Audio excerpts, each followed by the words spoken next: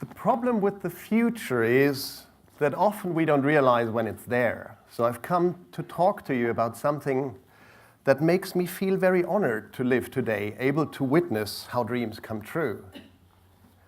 The magic you have read about in your childhood novels has become technically feasible. With the help of technology, we can create experiences that resemble what you've seen or read about in The Hobbit, the Harry Potter novels, the Night Circus, to name just a few.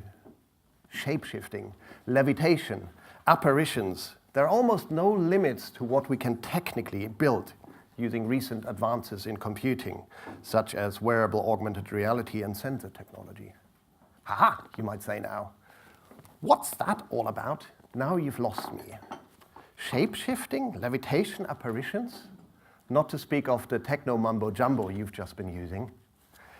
Well, if you look up a definition in a respectable source of shape-shifting, say in the superpower wiki, you would find out that shape-shifting refers to the power to transform and reshape your own body. And it looks a little bit like this. A recording which you can create with the Face Swap or Snapchat app, like any other of their 100 million daily users. You might say now, well, shape-shifting, I as much as figured that. But what about levitation and apparitions? Gee, don't you read any comic books? Levitation, same source, refers to the ability to cause objects to hover in the air. Or, as my 8-year-old son likes to say, you use the force to make it move. And here's an example of it. The person on the left is controlling the flight path of the drone without touching anything, just with his hands. Now finally, the best example for apparitions is probably the materialization of a ghost, which you can see here, or well, actually you can't see it because you need to have paranormal sensitivity, or in other words, you need to wear a pair of smart glasses when you can see then what you see here in the little inset video. There are many more technologies available to build magic, but in these 3 example videos, you have already seen a great variety of them in action. The shape-shifting example uses computer vision and augmented reality software technology to overlay an image over my video picture coming from my camera on my mobile phone, scanning my facial movement and using that to operate a mask. The levitation example relies on a specific sensor, an infrared laser scanner, or also called a depth sensor, used for tracking the hand movement of the operator. Incredibly fast and incredibly precise. The ghost then again works with smart glasses technology, which is sort of a centerpiece of the next generation of hardware in personal computing. These lenses in here have little screens inside, just like miniature monitors,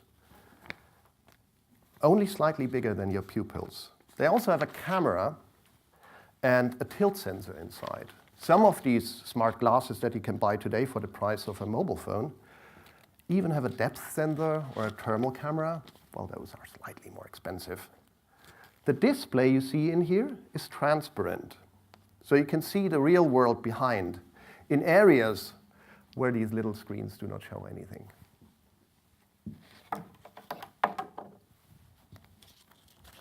Using the camera and computer vision, the glasses can be trained to see what is in your surrounding. For example, they can be trained to recognize objects like the cover of a toolbox or the tail of a helicopter, for what it matters. And the display then can be used to overlay visualizations onto what you see in your environment. This is very powerful. But as any modern-day magician will tell you, effective illusions require a sophisticated setup to make the trick work. Now, in my lab, the Performance Augmentation Lab in the Computer Sciences of Oxford Brookes University, we found that we can use these technologies not for entertainment, but to enhance human performance. We can use these technologies to support humans in becoming better, quicker, less error-prone, and we can support people to get better at getting better, using reality as a medium for learning and work improvement, for example, in manufacturing environments. We look into new approaches and technology for life guidance while training on the job. We can capture what an expert does and allow trainees to walk in their footsteps, see things through their eyes, enabling learning by experience. The first example I brought you shows how we can bring a handbook alive. Seeing what you need to do step by step is more direct than reading about it. Animations are powerful tools, and they require a lot less instruction than if you have to describe what to do verbally. Saving time also in translation to different languages. What you see here is a setup procedure for an airjet weaving machine. There are about 15 steps required to set up this loom to get the most out of it and weave flawless fabrics at the machine's highest performance.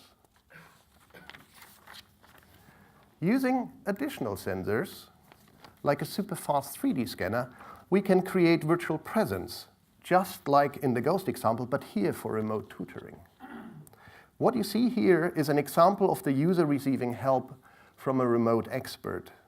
The user films what he's seeing, the video is transmitted to the remote location, there an expert scans his or her hand movement live, and the movement data is sent back to the user, animating this marble ghost hands puppet model.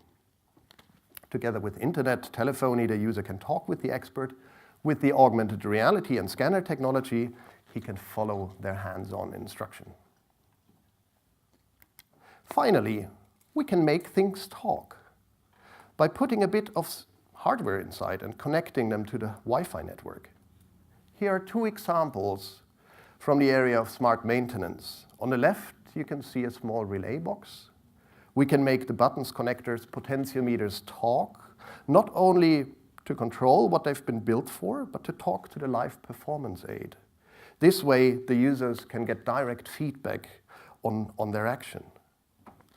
Or we can overlay symbols for instruction here on your right and react to whether the user does the right or the wrong thing, guiding through practice and providing underlying knowledge and explanation where it is most urgently required and most likely to be memorized.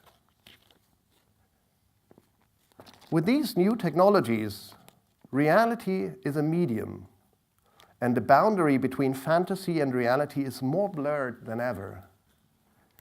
It's difficult to foresee what the future will bring, but one thing I know for sure, the future of work will be magic. Thank you.